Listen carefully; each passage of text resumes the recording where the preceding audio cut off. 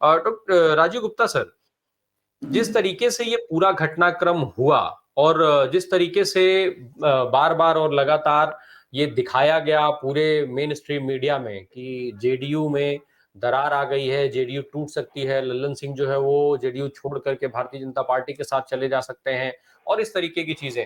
तो आखिर ये जब बिहार के अंदर एक सरकार चल रही है, सामान्य तौर पे सही रूप में काम कर रही है और उस सरकार में जो दल दोनों शामिल हैं गठबंधन में, वो इंडिया गठबंधन का महत्वपूर्ण हिस्सा है। ऐसे में इन सारी कवायदों को कैसे देखा जाए और क्यों आखिर इतना हाइक दिया गया इस प्रकरण को? देखिए,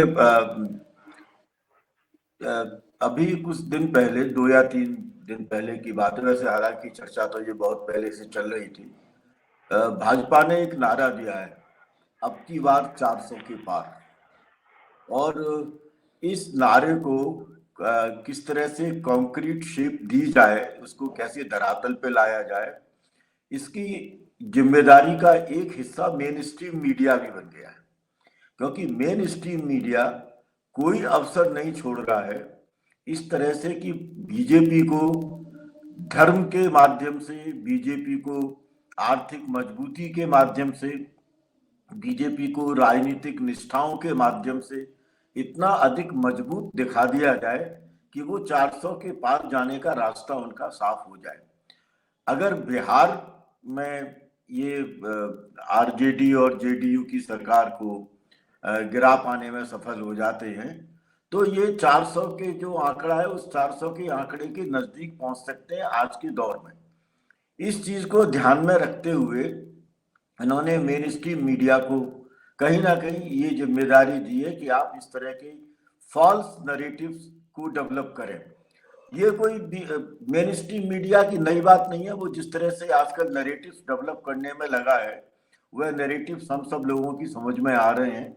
वो कश्मीर के मुद्दे पर आपसे चर्चा नहीं करेगा, वह जो अनएम्प्लॉयमेंट है उस पर आपसे चर्चा नहीं करेगा, वह राजस्थान के अंदर आज मंत्रिमंडल बना है, इतने समय से मंत्रिमंडल क्यों नहीं बना उस पर चर्चा नहीं करेगा। आज जिस तरह के मंत्रियों के नाम आए हैं उसको देखते हुए लगता है कि बड़ी पेशम पेश इनको आई है और ये यहाँ पर बीजेपी के लिए सब कुछ ठीक नहीं है, ये यहाँ पर आ रहा है। तो अब बिहार के अंदर जेडीयू बनाम आरजेडी कर दी जाए। और चूंकि नीतीश कुमार इंडिया अलायंस का एक बहुत महत्वपूर्ण हिस्सा है, मैं ये तो नहीं कहूंगा कि इंडिया अलायंस में को निर्मित करने में उनकी एक बहुत एक मात्रीय भूमिका रही, लेकिन बहुत महत्वपूर्ण तरीके से उन्होंने भूमिका निभाई। लालू प्रसाद यादव बहुत सारे अपने स्वास्थ्य संबंधी कारणों के अलावा और अन्य कारणों के बाद भी इंडिया अलायंस को और मजबूती देने पर तुले हुए हैं। अभी मोइत्रा के केस में जैसे बीजेपी और टीएमसी साथ हुए, जिस तरह से लेफ्ट साथ हुआ, तो इनको ये लग रहा है सस्पेंशन के मुद्दे पर ये सब लोग साथ हुए, इनको लग रहा है कि इंडिया अलायंस धीरे धीरे इन सारे और सर्कमस्टांसेस के चलते मजबूत होता जा रहा है। जबकि बीजेपी का मानना ये था, शायद उनका कयास ये था कि इन सारी स्थितियों के कारण इंडिया अलायंस के बहुत सारे संगठनों में, विशेष रूप से क्षेत्रीय दलों के अंदर एक भय और असुरक्षा पनपेगी और उसके कारण ये बीजेपी के नजदीक आएंगे। और उन्होंने पहला एक्सपेरिमेंट ये बिहार के अंदर लल्लन सिंह बनाम नीतीश कुमार को सामने ला करके किया। लेकिन ऐसा हमको, मेरे को तो कहीं नहीं लग रहा था। ये जरूर है कि लल्लन सिंह से इस्तीफा लिया जा रहा था या लल्लन सिंह खुद इस्तीफा देना चाहते थे।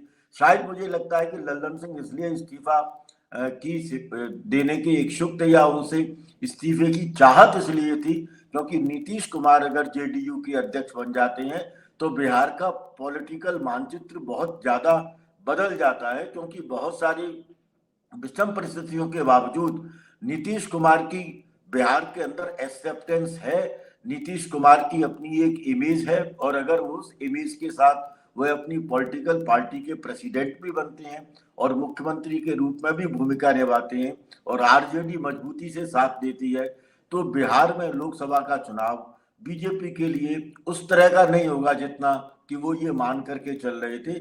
इसलिए उन्होंने ये फॉल्स नैरेटिव डेवलप किया है। अब चूंकि कल से उस फॉल्स नैरेटिव को खत्म किया जा चुका है, इसलिए मुझे लगता है कि बिहार का ये जो अब राजनीतिक दौर है वो स्थिरता का दौर है, और आने वाले लोकसभा चुनाव में इंडिया अलायंस बिहार के अंदर मजबूती से चुनाव लड़ेगा। इस फॉल्स नैरेटिव के कारण मेन स्ट्रीम मीडिया की बहुत किरकिरी हुई है, और अब उनको समझ लेना चाहिए कि वो उस तरह से काम ना करें जिस तरह से कि जो बीजेपी का अपना सेल है, मीडिया सेल, वह काम करता है। मुझे ऐसा लगने लगा है कि बीजेपी के मीडिया सेल में और मेन स्ट्रीम मीडिया के बीच में दूरी अब बहुत कम होती चली जा रही है। सिर्फ एक अंतर है कि मेन स्ट्रीम मीडिया कुछ और न्यूज दे देता है जो कि बीजेपी के डायरेक्ट और इनडायरेक्ट सपोर्ट में चली जाती है, और मीडिया सेल केवल बीजेपी की न्यूज देता है या बीजेपी के पर्सपेक्टिव से इन चीजों का विश्लेषण करता है। राजनीति के अंदर ये बहुत दुविधाजनक स्थिति है। मुझे लगता है कि बीजेपी के जो राष्ट्रीय नेतृत्व है उन्हें अब हिंद स्वराज पढ़ लेना चाहिए कि हिंद स्वराज के अंदर महात्मा गांधी ने पार्लियामेंट के बारे में क्या कहा था।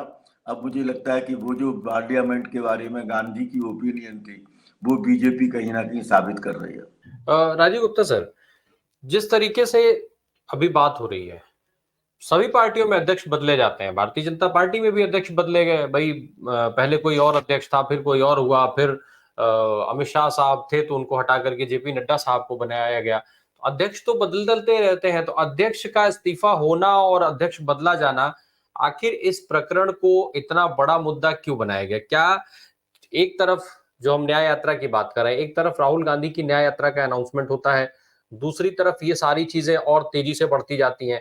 हालांकि इसमें एक चीज और मैं सर साथ में जोड़ देना चाहता हूं, क्योंकि नीतीश कुमार के साथ ये इतिहास रहा है उनका कि अब तक जो भी उनका करीबी रहा है वो निपट गया है। चाहे हम आरसीपी सिंह की बात कर लें, चाहे हम उपेंद्र कुशवाहा की बात कर लें, चाहे हम प्रशांत किशोर की बात कर लें, तो क्या ये जो नीतीश कुमार का इतिहास है इस तरीके का, इसने और ज्यादा मदद की इस तरीके के हवा को जो है बनने में और बढ़ने में? देखिए, इसमें कुछ मुद्दों की तरफ हमको अपने आप को कंसंट्रेट करने की जरूरत पड़ेगी। सही कहा अनिल जी ने कि विश्लेषण के लिए हमको बहुत सारे पक्षों की तरफ जाना पड़ेगा। सबसे महत्वपूर्ण पक्ष ये है, जो पहला सवाल जो हमारे जेहन में उठ रहा है और जिसका आने वाले समय में उत्तर मिलेगा, क्योंकि नागपुर की रैली में पहली बार ओपनली आरएसएस की विचारधारा का विरोध करने का एक साहस कांग्रेस के नेतृत्व से हुआ है। अब तक बहुत सारी चीजों के चलते केवल लेफ्ट पार्टी जैसी थी जो कि आरएसएस की विचारधारा का ओपनली विरोध कर रही थी। अब कांग्रेस ने पहली बार इस तरह का एक ओपन विरोध सामने रखा है। अब सवाल ये उठता है कि क्या जाति की जनगणना, अच्छा, जाति की जनगणना का एक निहितार्थ भी है, और वो निहितार्थ है कि जो असमान तबका है, जो जिसका शोषण किया जाता रहा है, जिसे विकास की प्रक्रिया में हाशिए पर ला दिया गया है, उसे सेंटर स्टेज में लाने की कोशिश है ये जाति जनगणना। तो क्या जाति की यह जनगणना जिसको विकास के रास्ते उसमें साझेदारी में लाएगी, वह पूरा का पूरा प्रारूप क्या धार्मिक ध्रुवीकरण का जो आरएसएस का अपना एजेंडा है, उस एजेंडा के खिलाफ एक बहुत मजबूत हथियार बनकर के खड़ा हो सकता है? एक सवाल तो ये आएगा, अगर ये मजबूत हथियार बनता है तो फिर बीजेपी के लिए या एनडीए के लिए बहुत सारी मुसीबतें हो सकती हैं। एक सवाल तो हमारे सामने ये आता है, और मुझे लगता है कि जाति की जनगणना का यह सवाल बहुत सारे अपने पक्षों के साथ इस तरह से सामने आ सकता है और धार्मिक ध्रुवीकरण के लिए एक चुनौती बन सकता है। एक सवाल तो ये आएगा।